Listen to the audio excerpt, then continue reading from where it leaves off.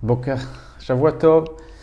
On va parler aujourd'hui de la paracha de Vayera, qui est très très riche en enseignements. Et on va commencer par le passage, donc tout au début de cette paracha, la Torah vient nous enseigner le dévoilement de Avraham Avinu avec ses trois anges, donc la naissance de Yitzhak. Mais on va voir que dans l'apparition de ces trois anges, il y a pas mal de questions que l'on peut se poser puisque, comme on va le voir, la naissance de Yitzhak est en même temps annoncée que la destruction de Sodome. Alors quel lien peut-il y avoir? Pourquoi ces malachim, ces anges vont venir annoncer en même temps la naissance d'Yitzhak à Abraham et Sarah et en même temps la destruction de Sodome? Autre question, le texte nous dit au départ que on se trouve dans un contexte où il y a une chaleur très très forte. En réalité, à quoi cela fait allusion? Que, comme on le sait, Abraham vient de se circoncire et on est au 3e jour après sa Brit Mila, après sa circoncision. Et comme on le sait,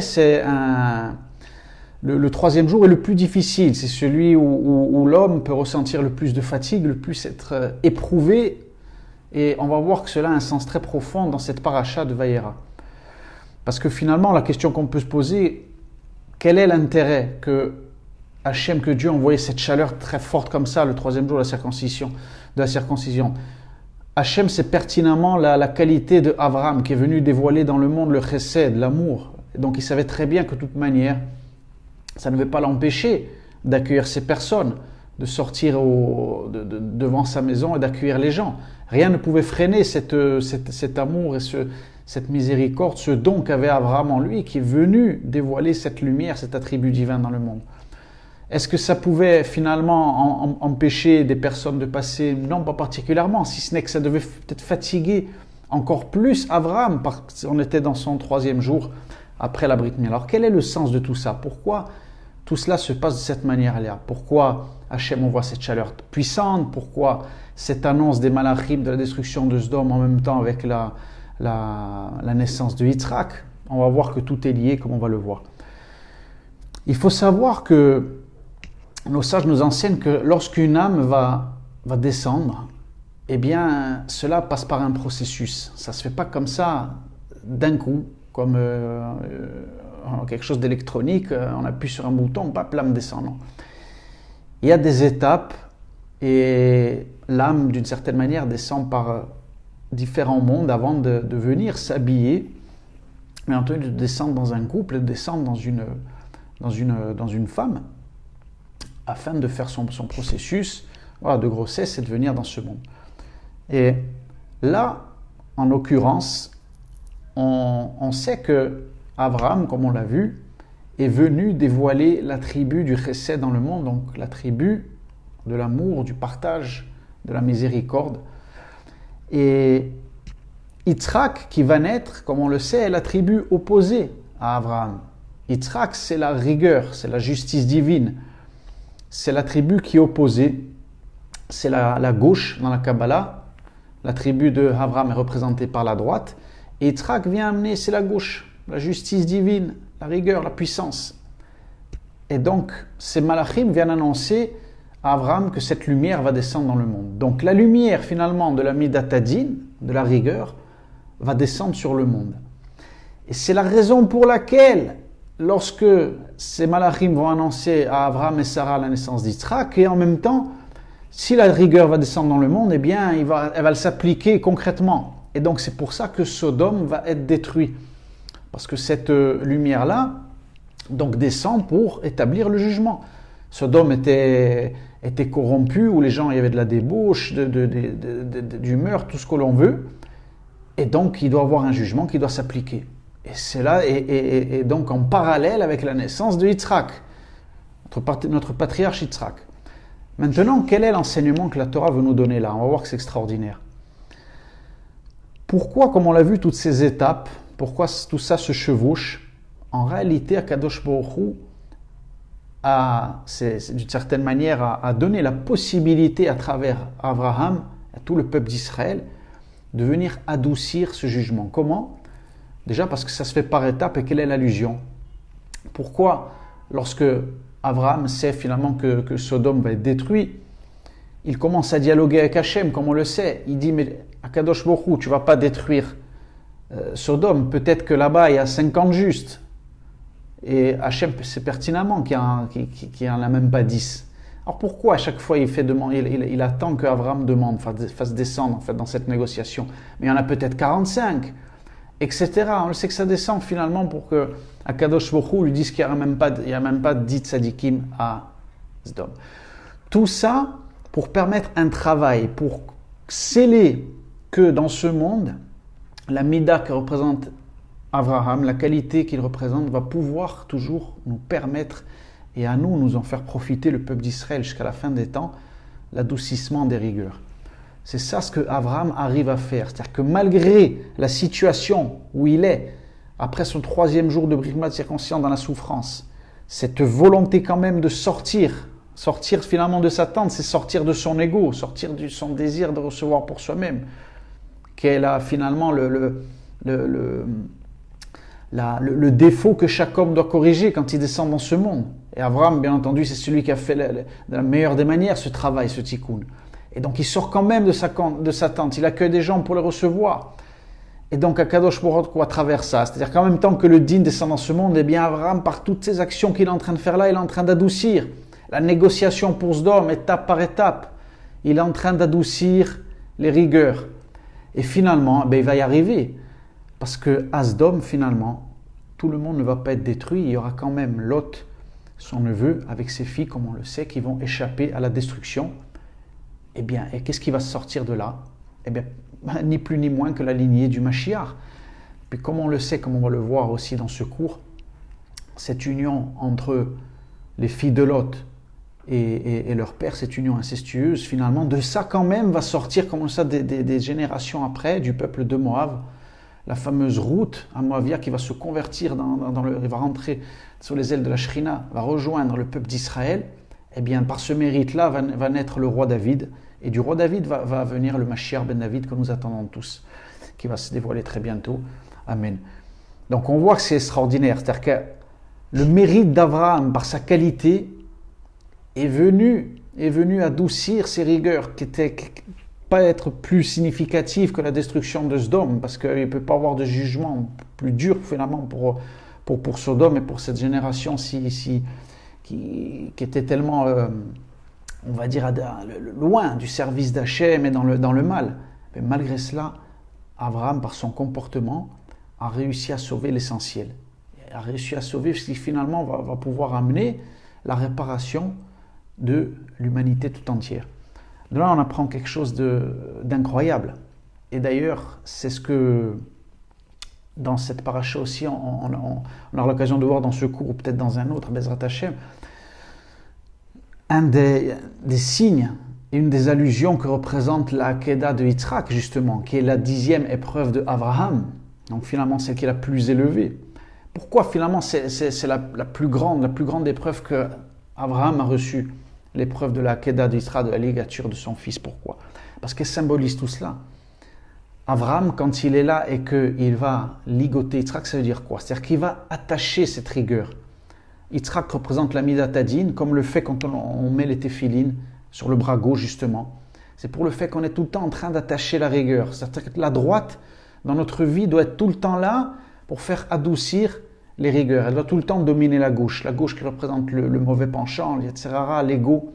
Et donc cette droite représentée par Abraham, qui est venu dévoiler la vraie droite de Dieu dans le monde, eh bien elle doit ne cesser d'agir et de nous protéger. Elle doit avoir la maîtrise sur notre corps qui est représentée par la gauche et constamment agir dans ce sens. Et c'est finalement la leçon de ce qu'a fait Abraham et ce qui nous protège.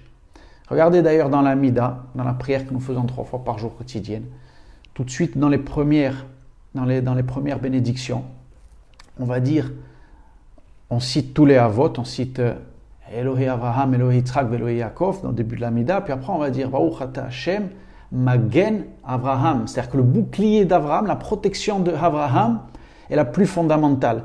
D'ailleurs, il faut savoir que dans le mot Magen, bouclier, sa valeur numérique, sa gematria, de Magen, c'est 3 fois le nom divin Hel, 3 fois. 3 fois la gematria de Hel, qui est on le sait, c'est un nom qui est associé à la Midat Chesed, donc à la miséricorde, et donc c'est enraciné dans Abraham. Donc on voit que dans la Hamida, même ça, dans nos prières quotidiennes, on fait venir cette lumière afin de chaque fois adoucir les rigueurs pour le peuple d'Israël et pour nous-mêmes.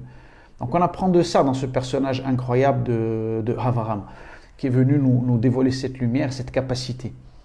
Et combien d'histoires on sait, d'où l'importance à travers cette Mida-là de faire la tzedaka par exemple, et d'aider des gens qui étudient la Torah par exemple. C'est tellement important. Des gens par exemple qui n'ont pas la capacité d'étudier beaucoup parce qu'ils ont un travail et ils n'auraient pas le temps. Eh bien en s'associant à des gens qui étudient et qui diffusent la Torah, eh bien il faut savoir que bien entendu, ils ne peuvent pas imaginer à quel point ils vont adoucir les rigueurs en faisant cela.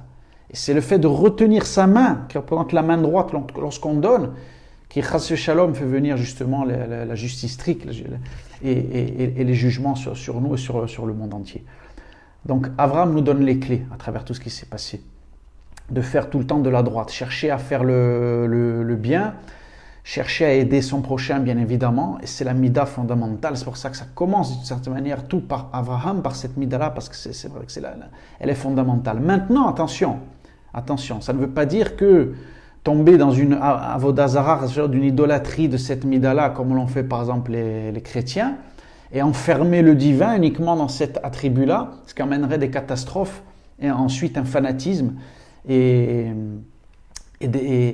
bien entendu à amener la mort dans le monde, même si eux prétendent être reliés à cet attribut, comme ils n'ont pas limité, parce que même cet attribut-là finalement est limité, c'est une mida, et où on le sait, eh bien de Abraham et Sarah, qui vient apporter la limite du chesed dans le monde et nous montrer que ça aussi, ça doit avoir une limite et pas avec n'importe qui, et pas dans toutes les situations aussi. Sarah qui vient par révélation prophétique de voir que dans la maison d'Abraham, Ishmaël est un danger, et s'il grandit avec Yitzhak, il va le détruire, eh bien c'est elle qui vient mettre le frein, qui vient être le bouclier d'Abraham, qui vient amener la Midat Hadin pour mesurer aussi, pour mettre en retenue ce chesed d'Abraham qui était finalement sans limite, et dit attention là, Adkan, ça doit s'arrêter ici. Parce que si tu fais du chesed là, eh bien ça va se retourner contre toi. Tout excès d'une qualité se transforme en défaut et ça va se retourner contre toi. Abraham l'a compris, il écoute sa femme Sarah, qui a cette intuition, qui a cette prophétie extrêmement élevée, et donc Agar, la servante, et Ishmaël quittent la maison d'Abraham. Ça c'est la leçon que même dans le chesed, eh bien il doit avoir une limite bien évidemment, et ne jamais faire du bien ou du chesed à nos ennemis bien évidemment, puisque ça c'est quelque chose après qui se retourne contre nous, et au contraire, le mal va utiliser, ça va se transformer en faiblesse, il va utiliser cette passivité et cette, des fois, idolâtrie que peut être tombée, par exemple, la religion chrétienne, la civilisation occidentale aujourd'hui, qui est en train de le payer fortement avec toutes les erreurs qu'ils ont fait avec la civilisation musulmane, qui aujourd'hui profite, l'islam profite bien entendu des failles dans la démocratie et dans ce système de liberté qui n'a pas de limite. Eh bien ils ont réussi à s'en servir, à profiter de ces faiblesses-là pour s'infiltrer et aujourd'hui justement être à l'intérieur d'eux comme un cheval de Troie à leur faire du mal. Donc on voit que c'est très précis, la Torah est très très précis par la mida du chesed et nous enseigne comment la gérer, comment adoucir les rigueurs, certes, mais attention, elle est capable de nous enseigner aussi de savoir y mettre une limite. Et d'ailleurs, si on prend, regardez, pourquoi justement ne pas enfermer sur n'importe quelle valeur, bien entendu Hachem qui est infini, de peur que le croyant, justement, si on enferme l'infini qu'Akadosh Baruch Hu dans une mida, comme ça a été le cas pour la religion chrétienne, eh bien on le voit que c'est la porte ouverte après au rejet de Dieu bien évidemment. Puisque si on dit que tout est amour dans le monde et que Dieu est amour bien évidemment, c'est-à-dire que la personne qui reçoit cette éducation entre guillemets religieuse, le jour où elle va avoir des épreuves dans sa vie, le jour où elle va voir qu'il y a des catastrophes, le jour où elle va avoir des guerres, elle ne va pas comprendre. Donc elle va se retourner contre ce faux Dieu d'amour là qui est un mensonge. Eh bien la première chose qu'elle va faire, c'est se retourner contre cela et elle va devenir athée. Donc finalement la source qui a créé l'athéisme, bien évidemment, les gens qui sont contre ce qu'ils ont finalement appris, mais donc qui n'est pas le véritable Dieu, bien évidemment, d'Israël, mais une déviation, eh bien c'est ça. C'est-à-dire que quand on a enfermé l'infini dans un attribut, on l'a limité, uniquement en disant Dieu est amour, eh bien c'était le meilleur moyen d'éloigner les gens véritablement de la source divine, de la vraie révélation, en faisant des acharnés contre tout ce qui peut se rapprocher de la religion, etc. Donc la Torah est très précise par rapport à cela, elle donne vraiment les codes pour savoir, je dirais, comment utiliser et dévoiler ces attributs dans notre vie. Donc là, on a vu finalement qu'était le secret de cette naissance d'Isra qui était liée à Sodome, à la destruction de Sodome, à la descente du dévoilement du dîn, de la rigueur dans le monde. Maintenant, on va voir un texte extraordinaire aussi, et qui est la naissance des filles de Lot, comme on a vu. Les filles de Lot, on le voit, arrivent dans une situation très, très particulière, c'est-à-dire que Sodome est détruit justement, et ces filles-là pensent vraiment que l'humanité a été détruite comme ça s'est passé du temps de Noir. Elles s'imaginent vraiment que c'est comme ça. Ça veut dire vraiment qu'il n'y a plus qu'eux, qu'il n'y a plus que Lot, leur père, et ces deux filles-là, comment ils vont faire? Donc il faut trouver une solution pour sauver l'humanité. Et donc quand elles sortent et voient que les champs sont restés intacts, donc elles vont travailler les champs, elles vont faire de la vigne et du vin. C'est le fameux épisode où elles vont enivrer leur père. Et il y a cette union horrible de ces deux filles qui vont unir une après l'autre, vont s'unir avec leur père, elles vont faire 2 enfants. Le fameux Ammon, d'où le terme Ammon, il vient de mon peuple, un enfant qui est sorti de mon peuple. Et Moab, Me'av, qui vient de mon père. Donc c'est à première vue comme ça, au sens littéral. On peut dire que c'est vrai que c'est horrible. C'est un inceste, et en plus ces filles-là donnent l'indication, elles ne le cachent pas. Et là, je vous racontais une histoire extraordinaire. Le Rav Moshe Feinstein, que son mérite nous protège, Sruto Yagen Alenu, il était comme on le sait, un grand décisionnaire qui a vécu en Russie à l'époque du communisme. C'était horrible qu'il y ait cette dictature là-bas, avec son père et son frère d'ailleurs, qui avait été arrêté par le KGB, qui avait des souffrances terribles. Et lui avait eu cette chance quand même à un moment donné de pouvoir quitter cet horrible régime et de partir aux États-Unis. Et il avait écrit des livres donc, quand il était à l'époque en Russie. Et d'ailleurs, un de ses livres, il raconte il dirigeait là-bas une yeshiva de grands érudits en Torah. Et il y avait un de ses élèves qui, un jour, en faisant un var sur la parashat Shavua de Vayera, il a parlé des filles de Lot. Mais le problème, c'est quand il a parlé de ces filles-là, il a été très très dur dans le jugement sur ces filles-là. Il a dit, mais vous vous rendez compte, quelle honte! Ces filles-là, elles ont fait un acte horrible, un inceste, et en plus, elles ont dit. Elles ont carrément appelé les enfants pour qu'ils comprennent bien que ça vient de leur union avec Lot. Un qui dit ça vient de mon père, c'est l'enfant qui vient de mon peuple. Mais c'est horrible. Et surtout que cette personne disait, ce Tamid Chacham, quand il donne le cours, il disait, mais le Mashiach en plus va sortir de là. Mais qu'est-ce que le monde va dire quoi? Le Mashiach sort d'une telle union, mais c'est pas possible. Qu'est-ce qu'ils ont fait? Et donc, dans sa manière d'expliquer le cours, il était très très dur avec les filles de Lot. Et là, de manière incroyable, vous allez voir, cette personne, peu de temps après ce cours, est tombée gravement malade et une maladie terrible de la bouche. Et donc, il était condamné, il devait partir de ce monde, c'était très très rapidement. Et donc, avant comme il savait qu'il devait partir, il veut voir son Rav, avant le Rav Moshe Feinstein, avant de mourir. Et donc, il est dans son lit, il ne bouge plus, il est immobile. Et donc le Rav Moshe Feinstein va lui rendre visite, tout le monde s'en sort, et donc ils se retrouvent tous les deux dans la chambre. Et là, cet élève va voir son Rav, pourquoi? Parce que lui est au courant de pourquoi ça lui est arrivé. Et là, il lui raconte que un soir, en rêve, est venu les 2 filles de Lot. Elles étaient masquées toutes les deux, avec leur visage masqué. Et elles lui ont dit, tu sais, elle a dit, on sait comme tu as parlé de nous, comme tu as été très dur avec nous dans ton jugement. Alors les filles de Lot dans leur rêve ont dit, on va t'expliquer quelque chose. On avait 2 choix.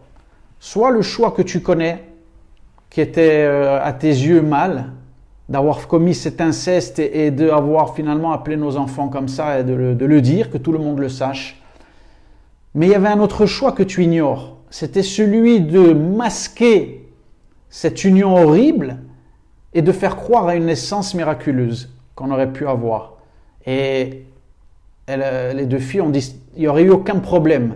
Le monde entier aurait cru cela parce qu'on est de la famille issue d'Abraham, et Abraham, comme on le sait, est capable, bien entendu, de faire des prodiges et des miracles. C'est le sable qui s'est transformé en flèche sur les ennemis, etc. et d'autres choses encore.